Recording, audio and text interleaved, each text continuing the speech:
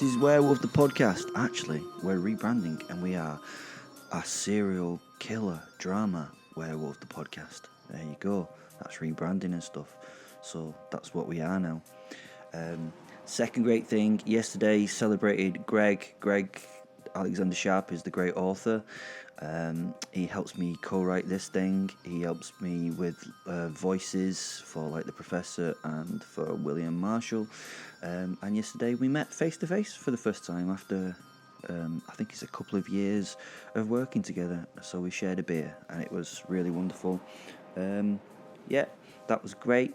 Thirdly, we Greg wrote the Professor section of this today, and it brings back in something really clever that we did in episode 105, which was we're combining his novels and the podcast together and sort of doing that magic again. So we did it for the first time ever in history on 105, and we're probably doing it for the second time ever in history on 175. So there you go. Magic is always happening for us. Apart from that, loads of stuff in the description-y bit down there where the words are. You can go down there. Thanks to all those people who are sending us lovely coffees. You can donate, or is it donate, or give us some money down at support the podcast. Apart from that, it's all good. Well, for fuck's sake, Well, how old are you? I shouted at the so-called man storming away from the cafe. He ignores me and strides away. I cannot bear this man. I look around for Azza. She's standing with Fenrir a few meters away. Both are fully focused on us and what's happening. I can now pretty much read wolf body language, and Azza shows a bit of bemusement on her little wolfy face. Leave him, Fenrir says to me while looking in Will's direction, with some concern as he retreats into the distance. I understand his concern, but I, unlike Will, handle myself in a completely adult manner. Of course. God damn fucking wag-stained pisshead, you stupid son of a fucking cow! I can't believe that you... Get back here! I stomp around, punctuating each swear word with a stamp of my foot. I pause for a moment and take a deep breath before I pass out. I must admit, I have impressed myself with the lovely flood of expletives. They felt good. And then I remember why they are flowing so well, and I start to wander back and forth again, stamping my feet like an enraged child, ranting in the grey day sunlight. Why don't you calm down, silly love? Says Fenrir. Oh, Mr. Wolf, you just picked the wrong time to... You fucking what? What did you fucking twatting tell me? I say. I actually make the gigantic black wolf flinch. I smile. I've still got it. The Professor. I arrived at the little cottage bang on schedule, despite the best efforts of the National Rail Network to scupper my plans. I always enjoy travelling by rail to this part of England when I get the chance. The rolling countryside views give me the opportunity and impetus to drift and disconnect, musing on the gifts of 1,000 long-dead artists and how their earthly skills could possibly capture such divine perfection. Ah, England in the dwindling final acts of summer. Bliss. The cottage was idiosyncratically Victorian in its construction, with a garden gate that opened onto a gravelled path, which in turn led to an old wooden doorway. On either side of the path were ornate and immaculately kept gardens. The flushing colour of summer had left the hydrangeas and the fuchsias as the autumnal beiges and browns made their way onto the stage. The air was warm, and the sun shone in the sky, lacking the penetrating power of the central months of summer, but bringing with it a nonetheless enjoyable warmth. In one of those marvellously manicured gardens stood an old man. He had very grey hair, almost pure white in fact, and its colour was a consistent shade from his surprisingly full head to the tip of his goatee. He was slim and had a sprightly gait that belied his years. He wore slim-fitting trousers, dark grey with a pinstripe, probably from a suit of the same design, and a beautiful burgundy waistcoat with gold-coloured piping and polished gold buttons. This man's name was Ernest Wainwright, and he was, in my considered opinion, among the very finest who ever lived. He had seen me being dropped off by my taxi driver and waited to greet me with a broad, welcoming smile. "Simon de Montfort," he said, "6th Earl of Leicester, as I live and breathe. I know you're not capable of aging, and yet it seems to me that you look younger each time we meet. I suspect I have Einstein to thank for all that, all things being as they are rather a relative matter."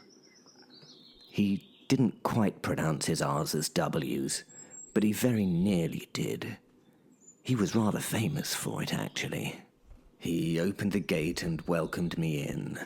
I tried to smile as genially as my host, but my recovery was not yet entirely complete, and Ernest must have noticed that in my expression. He frowned a caring frown and placed a fraternal hand upon my shoulder. "Oh, what can ail thee, knight-at-arms, alone and palely loitering? The sedge has withered from the lake, you know, and no birds sing. Well, unless you count the peacocks in my neighbour's garden, of course, but they make a terrible racket between you and me." I tried to smile again, and again I failed, but I was able to speak. "I've been at the Priory, Ernest," I said. He nodded and said he'd thought as much. "How did you know?" I asked him. He touched my forehead gently with the back of the fingers on his ancient right hand before responding. "Well, I see a lily on thy brow, my dear boy," he said, "with anguish moist and fever dew, and on thy cheeks, if I'm not mistaken, a fading rose fast withereth too." "John Keats," I said. He always did have a way with words.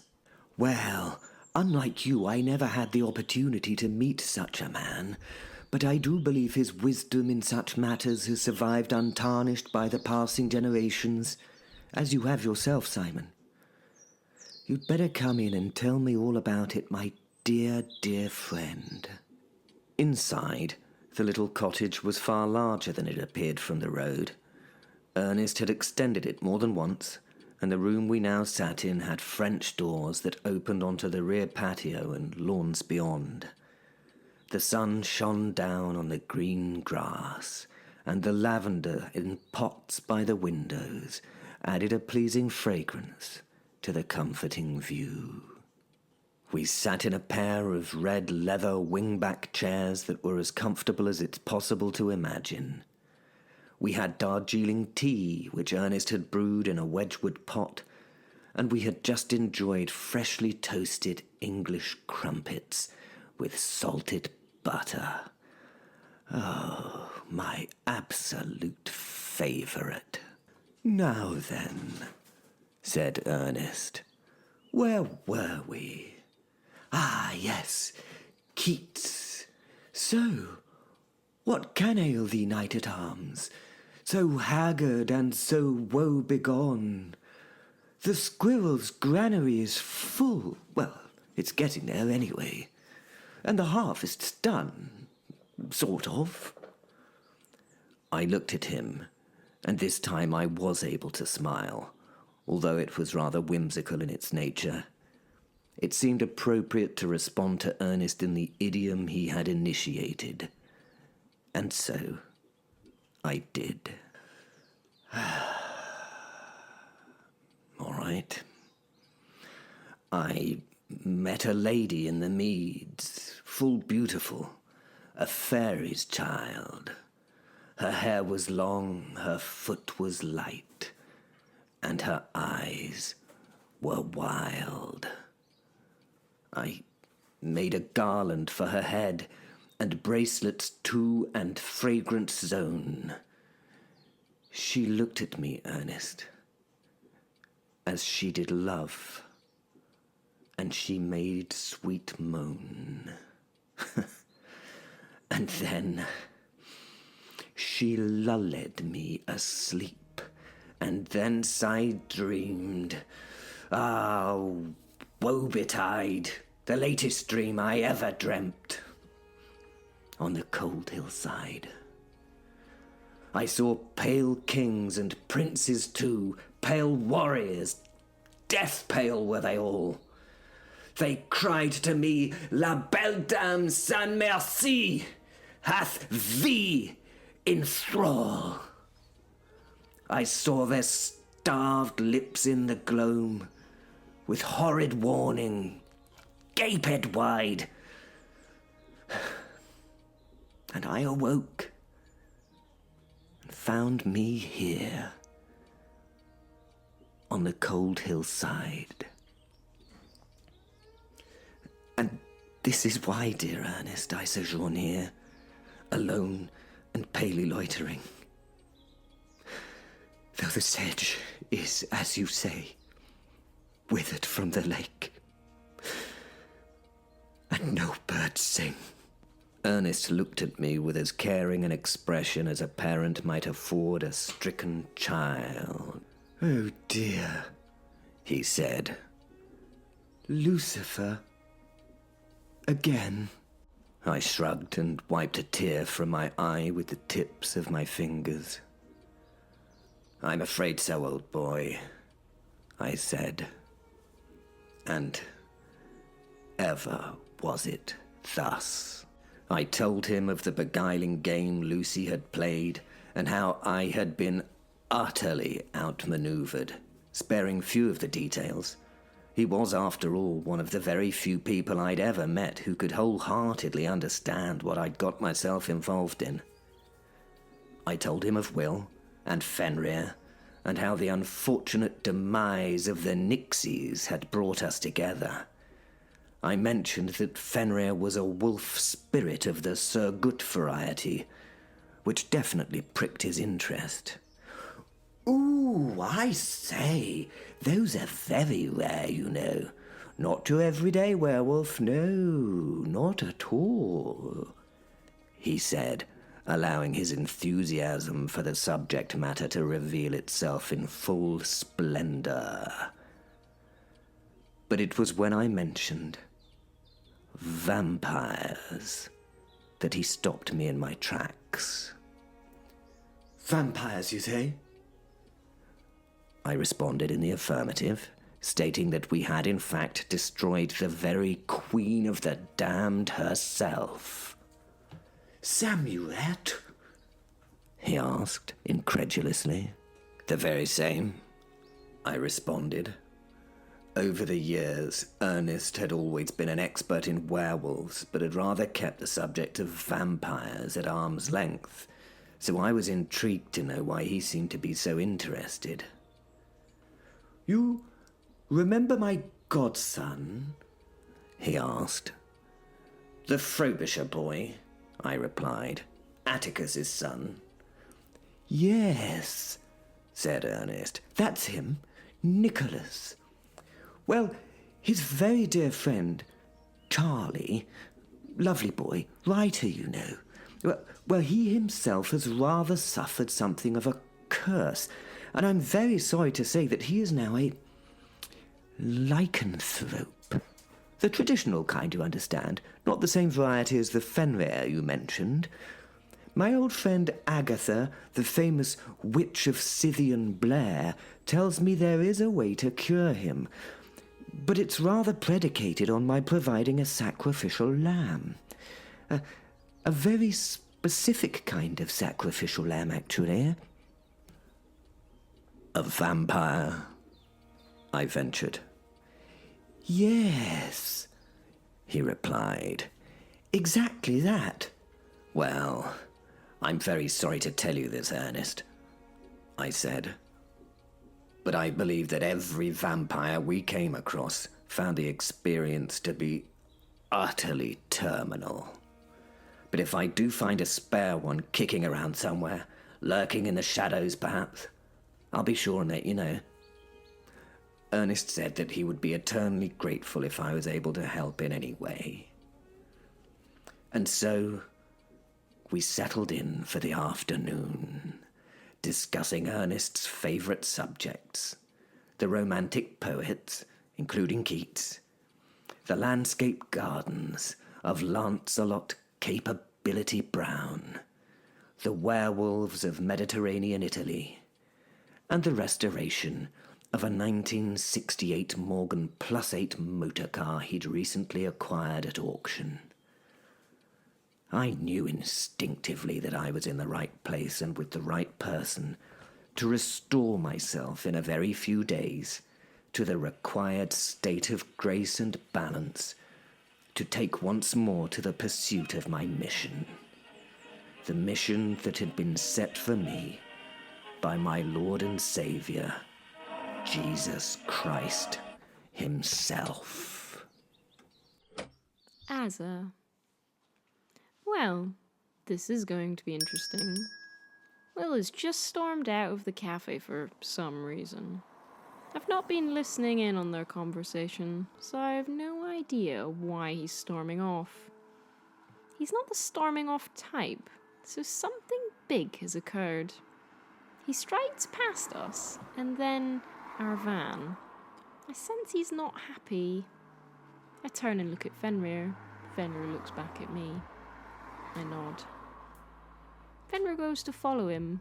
Will smiles at Fenrir, but waves him back, and then continues. Fenrir watches him wander off, and then returns to me. He is not happy, Says Fenrir. No. Sally follows the man running out of the door. Oh, for fuck's sake! She shouts as she stops and stomps, swearing while she pats down her pockets.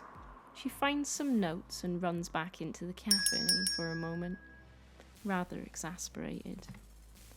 The door flies open once more, and Sally is apologising to whoever is in the cafe before she steps into the car park. Well! For fuck's sake! Well! How old are you?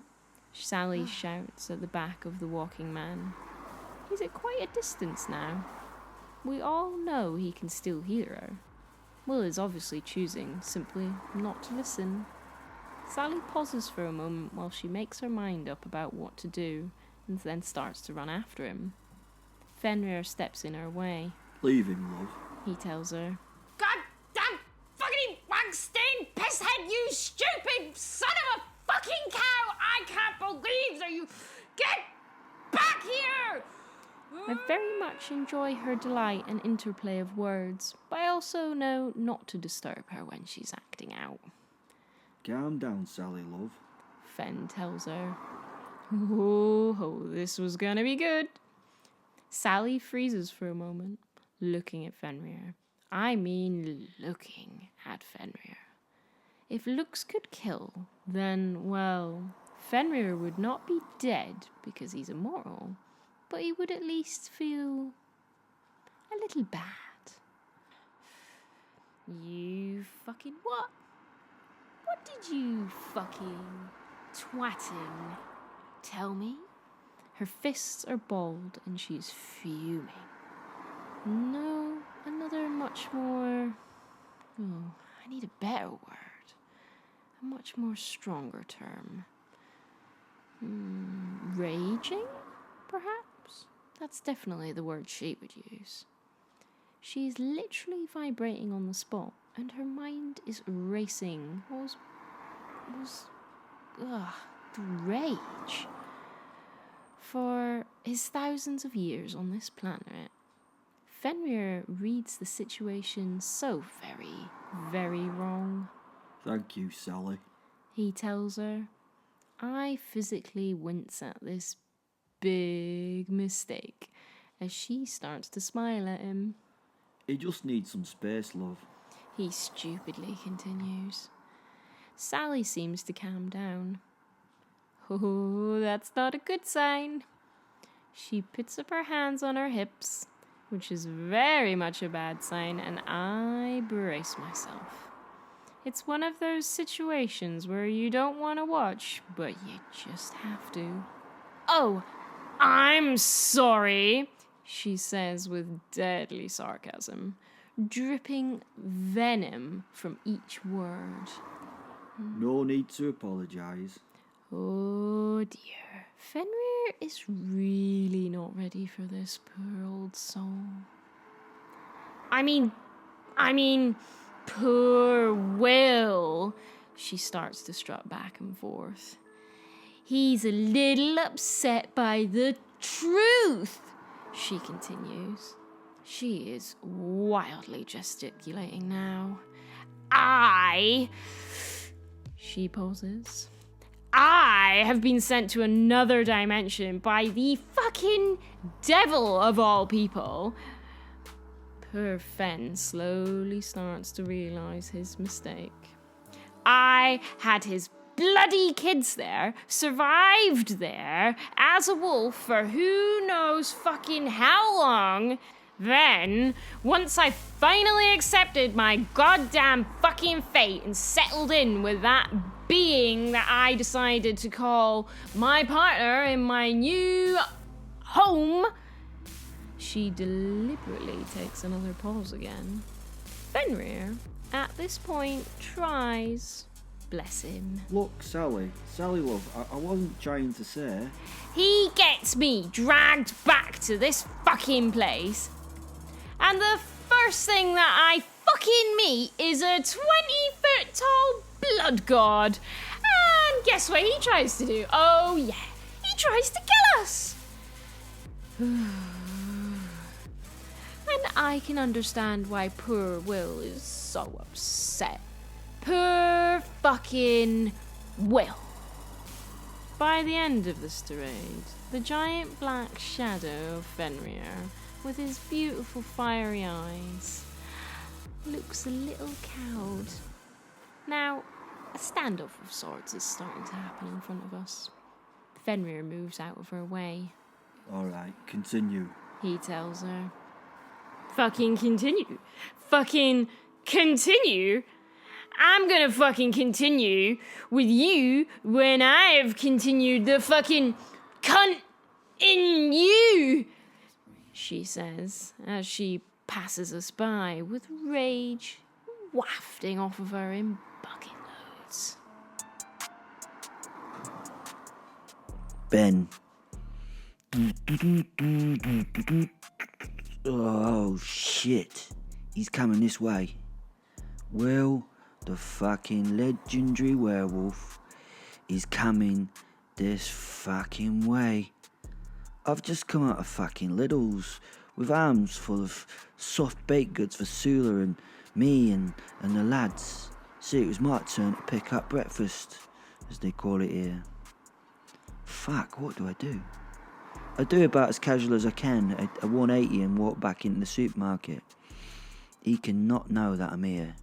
He knows me and he can't know I'm here. He can't. At least we don't have to worry about him coming into Lidl's, eh? The man is a nut of money and he would not be seen in here, would he? Not out of poshness, but not out of ever considering it neither. When I checked with the boys this morning, they said he was in that little cafe down Smith Street on the front. You know, him and that girl, they tends to spend ages in there in the morning. I should have had loads of time, but even so, there weren't nothing on my phone telling me, he was on his way. I do have a radio.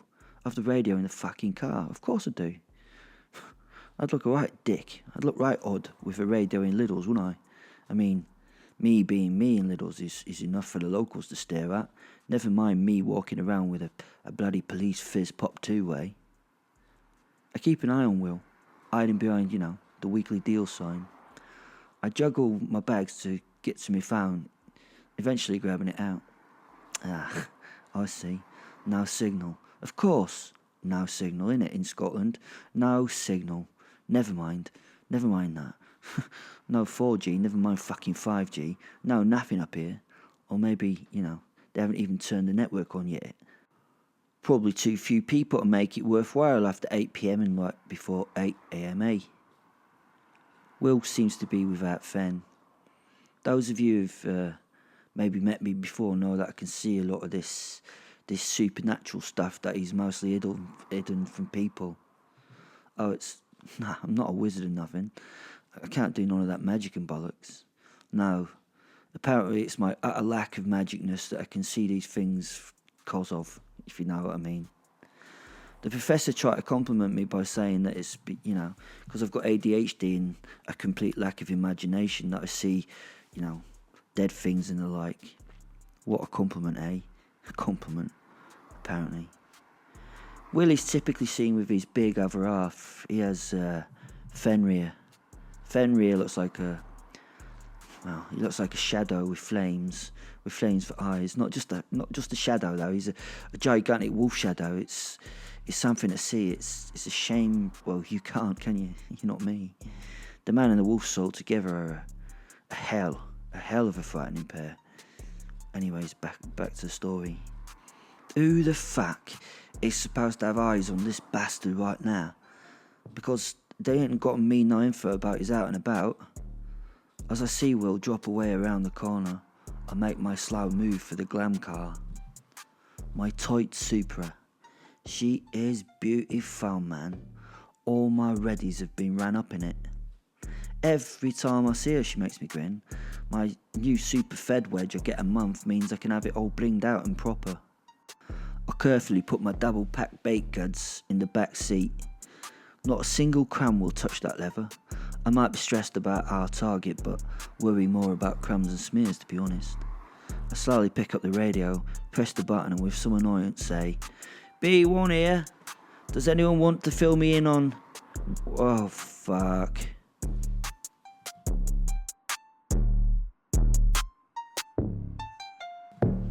Will, I need some space. I got all these new emotional things, feelings and stuff, and they're being constantly shut down. I care. I really care, and it fucking hurts that I can't use them. Nothing trusts me. Nothing trusts me. Well, that's a lie. Fenrir trusts me. Fenrir does, but no one else.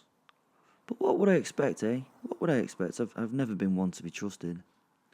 I know what I need to do. I need to go and find someone, weak and pathetic and innocent, and then, or maybe just someone sweet and hurt them. Yeah. I look around and plot 100 deaths in many versatile ways. I get distracted from my troubles. Fuck's sake. That big, stupid detective Ben, what's-his-face, has just walked out of the supermarket and then back into it. You can tell that he's a super spook by the way he's so fucking obvious. I was being sarcastic there, of course. I've known he's been around up here for a few days now. I know his smell, and it really doesn't fit here. And his partner's here as well, Sula. I guess there's probably a hodgepodge of other agencies and specialists with them as support. They're always following me. Fuck it. I need to break from the misery, so I turn round and head back towards the supermarket and the super cop to have some fun at his cost. I can no longer see him, but his smell is fresh in the air. I don't sense him still in the supermarket. He's probably left it and got to his car. No car has driven out of the car park recently. Well, not since I walked past. So, you don't need to know how I know, I just know. So he's somewhere in here, in one of these cars. Can I find it? I stand and view the cars. He's likely to be in a boring, bog-standard one that, could fit into the locality. I've noticed up here most of the vehicles are old and abused, or there's those few that are brand new. There seems, little in between. Am I looking for an old Fiesta or something? Then there it fucking is. Oh my, a truly horrible wrapped Toyota Supra sits before me. It does seem like it sits ready to go. I marvel at the hideousness of the thing. A proper old school colour change wrap, tinted windows and the worst body kit you can get from AliExpress. I can smell the rest of it. Bucket seats, cheap bucket seats and turbo dumps. Yeah. Ugh. I walk around the car at a distance so I can get to a position that allows me to approach it without casting a shadow on it. Fen comes around the corner. He's asking where I am, and as he turns the corner I ask him to stay back and hold. Ben can see him, you see. It's a rare thing that humans can see him, but, well, it's a very rare thing, but something I have to keep in mind. I walk up to the passenger's side and see him ducking down. Is he trying to hide? No. I notice he's talking to a radio or something. He's properly pissed off with whoever he's talking to. Perfect. He's distracted. Whoever has had the last word has frightened the poor boy and he freezes. Brilliant. He looks up with a flash of palpable fear as I hold my raised knuckles about to knock on the window. In this moment of reckoning, I open the door to the awful thing, the awful car, and get into the cheap Sparco Evo bucket seat, a racing seat which is fully harnessed. Yeah, mate, he's just got in, Ben says into the radio before letting go of the send button and meeting my eyes. I reach for the radio and he flinches in response. A smile. At least I have the power still to scare the shit out of someone just by my appearance, but hey, this man knows all the horrors I have committed and enjoyed in the past. To him, I am a true monster. In his head, he probably thinks that this is the end of, well, him and his days. He's still frozen. I smile at him and stroke the sides of the seat I sit in. Hey Ben, how are things? I ask him as though I'm genuinely interested. He is still not capable of speech, which, well, I thoroughly enjoy. I look around the car interior. I flick a few switches and look at all that aftermarket anodized metal bits all around this fucking heap. I'd like to say nice car, I tell him. His body is a taut string of tension. Is he really thinking of running or maybe grabbing a gun? Oh, I do hope so. I would like to say, nice car, Ben, but it looks to me like you've lost some kind of bet, I continue. Ben relaxes and smiles and turns to sit properly in his seat. He nicely, because of my training and his knowledge of that training, puts both hands on the steering wheel. He knows how to do this because if he were to move quickly or if he did anything else, well, the likely outcome would be that, well, Ben would be dead. Thank you, I tell him. He doesn't look at me, he just stares out the front windscreen. His voice is now full of resignation. I'm going to ask him to do the one thing that he knows is, well, the worst thing that I can ask him to do. He knows that if he complies with that thing, he's probably going to die. He knows yet. What do you want? He asks me. His tone is flat. He now stares down at his crotch. His worst nightmare is about to happen. I'd like you to take me for a drive, Ben. I laugh as I put on the harness. I can see a brief micro-expression cross his face. He's thinking whether or not, with me strapped in, if he can get away or not. And then he realises, not. His hands tighten on the steering wheel. I can see the flesh whiten. I can see the muscles of his forearms bunch up. He cannot allow himself to be taken away like this. This is the first rule of Psycho Gets In Your Car Club. Do not let the psycho take you anywhere. If you do, you're very likely to be inhumed. I like that word. Inhumed. Oh, the stress pours off the man now. It's incredible to feel. His mind is questing for an answer. Then again, relaxation, acceptance, and resignation. He starts the engine. He looks up at me. I see tears, I see wet eyes. He just knows.